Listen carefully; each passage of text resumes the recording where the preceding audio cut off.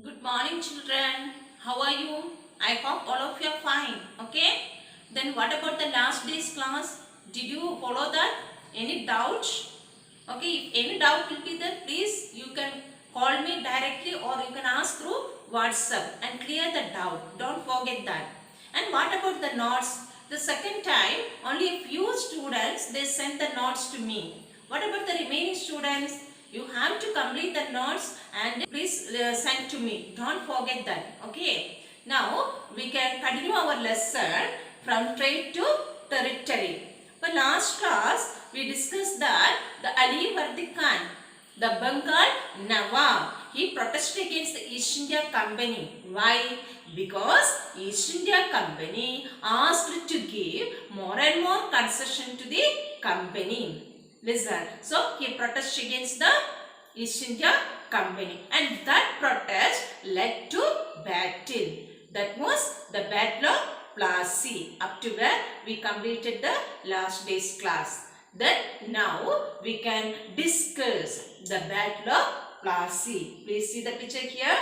The Battle of Plassey. Here in the year 1757. The Battle of Plassey fought between Robert Clive, East India Company governor, and Siraj Dowlah, the Nawab of Bengal. Okay, Plassey, it was a city in Bengal. It got its name from one of the tree, Palas. Palas full of red beautiful flowers, and these flowers used for making gulal, and gulal used for the holy festivals, color. Okay. Then next, please listen the situations that led to the Battle of Plassey. So here Ali Vardi Khan, he died in 1756. Then after the death of Ali Vardi Khan, Siraj Dowlah, he became the Nawab of Bengal. And then Siraj Dowlah, he was a very powerful ruler. He was not ready to give more and more concession to the East India Company. East India Company tried to make negotiation with him, but he did not make any concession to East India Company. Then, so the company, the same day company wanted a puppet ruler. What is meant by puppet? Then the ruler, they wanted to obey the East India Company. But Siraj Dowlah, he was not ready to obey the East India Company. East India Company forced him to then give concession and other privileges. Okay, and East India Company tried to appoint Siraj Dowlah's rivals as a Nawab. When Siraj Dowlah refused to give more and more concession to the East India Company, East India Company decided to appoint Siraj Dowlah's rivals as Nawab. Then this time Siraj Dowlah asked the company not to interfere in the political affairs of Bengal and stop fortification. Listen, then and pay the revenue. What did Siraj Dowlah ask the East India Company? Siraj Dowlah asked the East India Company to stop interference in the political affairs. Then as well as the stop fortification and to pay the revenue. Then, but the negotiation was a failure. Then what happened? So, in this situation, the Nawab Siraj Dowlah, he marched with 30,000 soldiers to the English factory at Qasim Bazar. Listen, along with the 30,000 soldiers, he marched to where? The English factory at Qasim Bazar. And from there, what did he do there? Listen, he captured the company officials. Listen, and locked the warehouses. Warehouses means the storing places. The goods they stored in the warehouses that he locked and disarmed all Englishmen and blockaded the English ship. Did you clear that? The next day, so after this, he marched to Calcutta to establish control over the company's fort at Calcutta. After capturing the fort at Qasim Bazar, he marched to the Calcutta fort. There also East India Company's fort. Okay. After this, he captured the fought at Calcutta. Then by seeing the failure of East India Company at Calcutta, from Madras, they sent East India Company's officials from Madras. They sent the troops to Calcutta under the command of Robert Clive. Who was that? Under the command of Robert Clive. Then Robert Clive then tried to make negotiation with the Siraj Dowla, but Siraj Dowla was not ready to do any negotiation with the East India Company or Robert Clive. Please see that the picture of then fightings between Siraj Dowla and Robert Clive. And Robert Clive, he led the company's army against Siraj Dowla at Plassey in 1757. That was the famous Battle of Plassey, and the Battle of Plassey, that was the stepping stone of the establishment of British political power in India. And in this battle, who was defeated? Siraj Dowla was defeated. Did you understand? Okay. The next part, please listen. Why did the Siraj Dowla defeat by the Robert Clive? Listen, here one of the commander of the Siraj Dowla's army, Mir Jafar, he cheated Siraj Dowla. Instead of supporting to the Siraj Dowla, he gave support to the Robert Clive. Because Robert Clive, he promised it to Mir Jafar. If you were supporting to the Robert Clive or East India Company, then Robert Clive was ready to appoint him as the Nawab after Siraj Dowla. By hearing this promise, then Mir Jafar, he did not fight in the war. Because of that, Siraj Dowla was defeated. Did you clear? Once again, in the Battle of Plassey, Siraj Dowla, he was defeated by Robert Clive because the Mir Jafar, one of the army commander, he didn't fight in the war. Instead of that, he gave support to Robert Clive. Okay. Then next one, the Battle of Plassey. That was the stepping stone of the establishment of British political power in India. Then after that, Siraj Dowla was assassinated. That means he was murdered by the East India Company officials. And then Mir Jafar, he became the Nawab.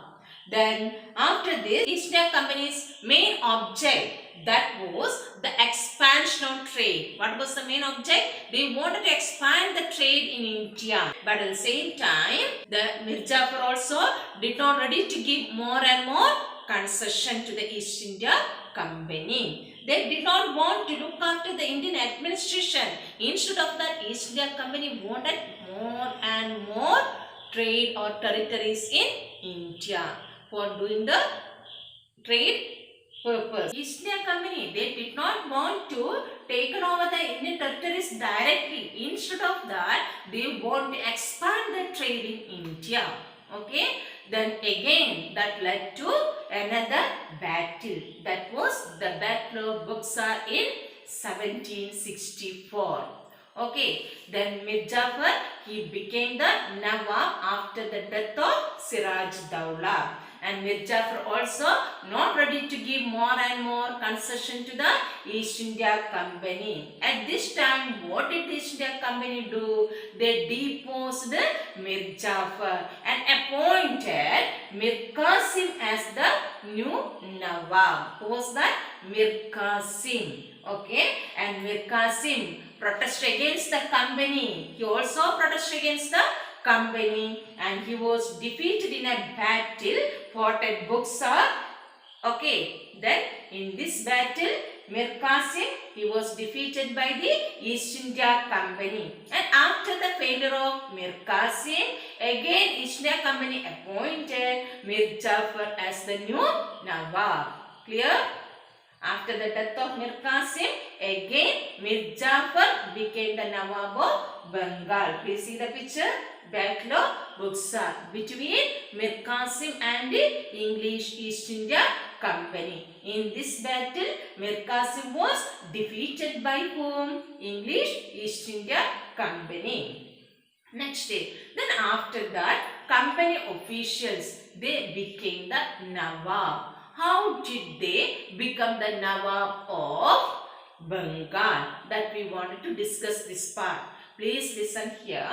Then here the Nawab, they had to pay rupees then 5 lakhs every month.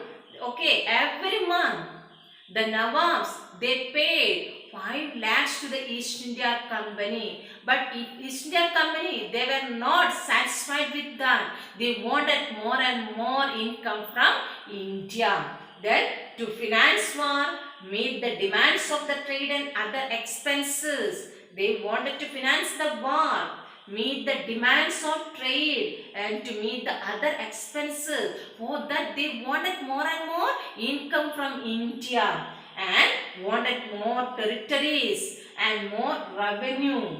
Listen, they wanted more territories and more revenue.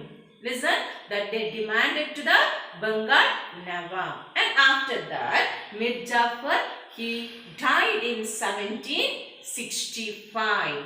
Then after the death of Mir Jafar, Robert Clive, he declared, we must indeed become Nawabs ourselves. Instead of appointing any other person as a Nawab, they declared that East India Company officials became the Nawabs. Clear? Now we want to discuss how did East India Company become the Diwan of Bengal. Here, then in 1765, the Mughal Emperor Bahadur Shah Zafar, he granted the Diwani right to East India Company.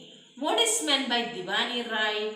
The right to collect the revenues. Then by this, East India Company got the right to collect the tax from India. Clear? They did not want the permission of any other Nawabs or officials. Here, and company was allowed to use the vast revenue resources of India, and by this a major problem of the company was solved. That we know. Earlier they faced or they demanded for getting more and more revenue from India. That problem was solved. They got the permission to collect revenue from India. And earlier East India Company, they used gold and silver for buying goods from India. This caused for overflow of the gold and silver from Britain to India. They were worried about that. So to stop that, then they used this Diwani right. Then after getting the permission of this Diwani or collecting the taxes, then they used Indian revenue. They did not use the gold and silver from Britain.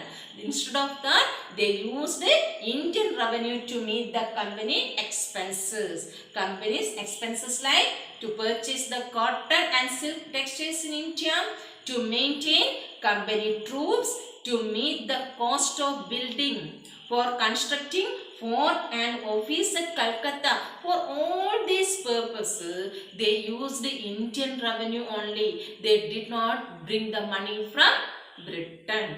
Okay, then next please listen. Students, up to here the bachelor class and bachelor books are over.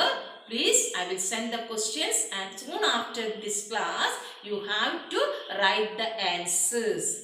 Don't miss your time and send the notes to me. If any correction will be there, I will inform to you. Okay, thank you. And if any doubt, you have to clear. Don't forget that. Okay, thank you.